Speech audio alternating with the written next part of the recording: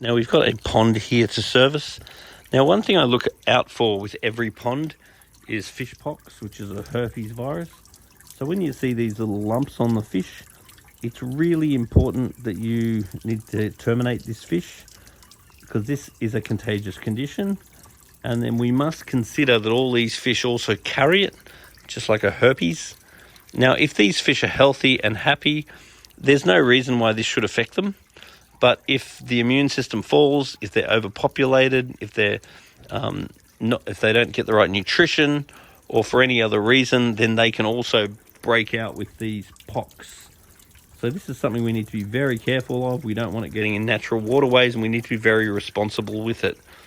Now, my first issue here is there's a lot of fish in here, and the surface is very flat. So I'm going to try giving the filter a bit of a clean now, find out if there's another internal filter around, and see what we can do to check out this water quality and how to improve it. What I'm really wanting to see in this pond is more surface agitation, and I'm wanting to see a little bit of kinetic energy, which will really improve this situation. Now, being the ginger ninja that I am, I actually caught out that goldfish first go, so I'm feeling like a bit of a champion. First go in a nice big pond like this with an arm's reach net is quite a triumph. So give us a like on this video for that ginger ninja effort. The mermaid was definitely impressed. So if you're impressed as well, then give this video a bit of a like. Now, ammonia is 0, nitrates 0, nitrate is quite low, pH is slightly alkaline, KH is basically, it's about 1, and GH seems sort of almost 0. So once I'm finished this service, what I will be doing, I definitely want to add water ager, definitely want that. I'm definitely going to add some GH buffer. I'm definitely going to add some GH salts. That's another KH. So I got the stuff I want in the good old family stash. So I'm going to start water changing now, and I want to see if I can locate that extra pump that I know was in here once upon a time. See if we can get that going or replaced to get some better water flow in here. This is an Awasa filter. I absolutely love these filters. So what I do is just pull on this handle, which at the moment isn't budging. I'll try and pull on it. I've got it on backwash, so all the dirty water starts coming out the back of it. I'll pump on that handle. I also need to find out how old that UV globe is, because it's very likely that that's going to need replacing. Because about once a year you want to replace that globe, it'll keep the water nice and clear. So that's a UVC24, and I would definitely want to give that a clear, so a clean replace that tube. This is a Filter Clear 16,000. It is an absolutely fabulous and very easy to use filter. It's my favorite filter. Okay, so next time we come, we're going to have to open this filter up and inspect it, because that water is still coming out very, very black. I've been pumping on this for a while, and I'm really only getting a few inches of movement. So I want to open this up and inspect it, but I'm really better off doing it at the same time that I replace the tube. Now, because it's winter, I don't want to pull too much water out at once, because I don't want to shock the fish when I refill it. Do I, dog? And so this is still pumping. I've been pumping this for a while. It's still coming out very brown, which means this filter's really dirty. So the key to these filters is they're very easy to clean. You just switch them to backwash and give them a pump, but they really need to be done regularly. So what really needs to happen is we backwash it now, next few days potentially backwash, next few days potentially backwash. I'm also a little bit worried about where the water's going. Doesn't look to be a problem, but little and often is much better than trying to do a massive thing at once, because it can just shock the fish when you go to refill it. Better to do small amounts regularly, especially with filters that are so easy to clean. Wow, that made a phenomenal difference. So I just did a filter backwash, and I'm going to say it was a semi backwash, because I actually quit backwashing it because I was worried about taking out too much water at once, and the filter was still super dirty. So small amounts regularly, but the water flow on the filter now is absolutely fabulous. But what I'm going to do next is take my brush. I'm going to find the pump. I'm going to make sure there's no leaves and things on the pump. See if we can get the water flow even better. But that is a dramatic improvement. Okay, so I located the pump over there. I've cleaned it with a brush. I've looked all through here. There is a cut power lead, and there doesn't appear to be a pump.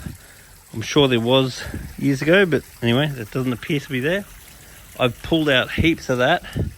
Basically got a wheelie bin full.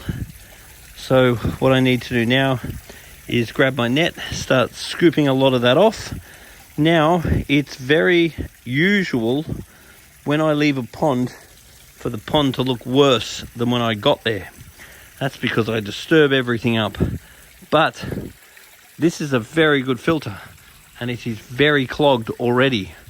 I quit actually backwashing it because I was worried about filling up that section with water, and I was worried about how much water I was losing in the pond. So this is really going to need backwashing at least twice a week in a perfect world. Because that filter is just going to clog up again because of all the crap that I've released. I mean, once again, I've pulled out a full wheelie bin of stuff, and there's still more. So I'll try and neaten that up. But as you can see now, the pond looks way bigger because I've exposed a lot more of the pond. Before it looked much smaller, and it'll take a little while to clear up once the filter gets a chance to do its job, but it'll keep needing backwashing. So we've got a water pump here, an Aqua One Stingray. It's quite old. Well, it's definitely before 21, which anyway, that's when before then. And I've cleaned it all out, and it worked. Then it stopped. Then I cleaned it out. Then it worked. Then it stopped. Now I am doing other things, and it turns itself on, runs for 5 seconds, and then stops. So there's obviously something going on with this pump.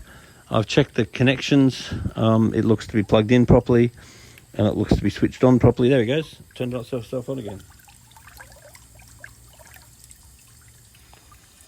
So it's all clean. Should all run nicely. But at this stage, I have no idea why it's turning itself on for 5 seconds every now and then. Very interesting. Wow. Now I've got a significant mystery on my hands. I have the power plugged in. I have some water flow, but it is not the pump that I've been working on. So there is a second pump in here. I just haven't seemed to find it yet.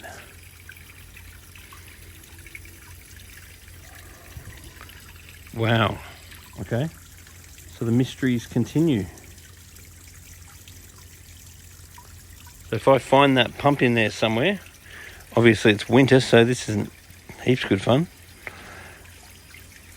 I could give that a clean, figure out where the hell that's going, and we've got at least got a pump running while we can work out what the hell's going on with the other one. It's one of those days. So I've just reviewed the very first video from when I came here earlier, and that is the exact same amount of water flow that was flowing when I came here, which means Mr. Pump Start and Stop was already stopped before I cleaned it. Okay, so that's making a little bit more sense. It doesn't help me at all though, because that's how much water I started with. Then I cleaned the pump. It did work. I did backflow the filter. It did not get clean. It was still dirty. Now the pump's decided not to work again. And this little other pump, which I've not even located yet, is actually pumping. The Pond of Mysteries. So while all this has been going on, I've been refilling the pond. I've got the hose going. So every 5 centimeters as I'm filling it up, I am dosing some water ager, because it is important to dose the volume of the pond every 5 centimeters as you're filling the pond up to make sure that you don't chlorine flush it. And I've also been scooping out a lot of the leaves on the top, which at this stage seems like a never-ending job. But it does seem like the pond's double the size now. During this process, I will have majorly disturbed the biological stability of this pond. So those little satchels there, I've just put in some Bio Super Concentrate. And Bio Super Concentrate is basically a blend of very powerful bacteria that will activate and help to stabilize this pond sooner than later. Now, during this process, lots of gases and various things will be disturbed from all of the destruction of all these plants that I've been doing. So I've got some GH salts here. I'm just going to sprinkle a whole bunch of this in, and that's going to really help the immune system of the fish. Conditioner that I'm going to add a little bit of. I'm not going to go silly with it because I don't want the pH going up too much, just in case we get ammonia after this whole situation. Running out of time, I'm going to have to come back. I'm going to hope the pond's a little bit clearer. I'm going to have to get this, find where this pump is. I'm going to go and turn off the UV sterilizer now, because the UV sterilizer working while the pump's not running means it could be damaging the inside of the UV. And then this will all need cleaning up, and this will need a follow-up service ASAP, because I've run out of time and we are quickly running out of light.